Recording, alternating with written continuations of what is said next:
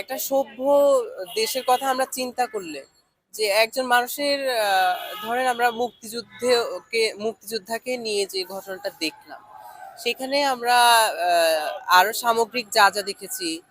আহ, কিন্তু মানুষজন আরো কিছু কথা বলতেছিল যে উনি তো ড্রাগ ডিলার, তারপরে তিনি আরো অনেকগুলো মামলা আছে তার নামে, অভিযুক্ত আসামি।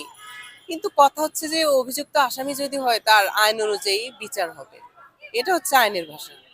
তো এখানে যদি তাকে জুতার মালা পরানো হয়, সেটা সামাজিক ভাবে তাকে হেয় করা হয় বা এরকম কিছু। কিন্তু এটা আইনের জায়গা থেকে এটা আসলে সাপোর্ট করে না আইন। মুক্তিযোদ্ধাদের আমরা সম্মান করি সবসময়, যারা মুক্তির জন্য লড়ে তাদেরকে সম্মান করি।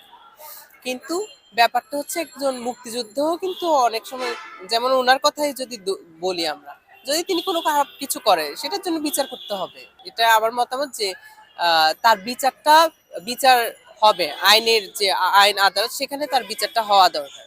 কিন্তু এইভাবে মব জাস্টিস যেটা, সেটা উচিত না। কারণ আইন শৃঙ্খলা পরিস্থিতির খুব দ্রুত উন্নতি করতে হবে। আর আইনের শাসনের যে পুরো ধ্বংস হয়ে গেছে, আইনের শাসন তো এতদিন ছিলই না বলা চলে।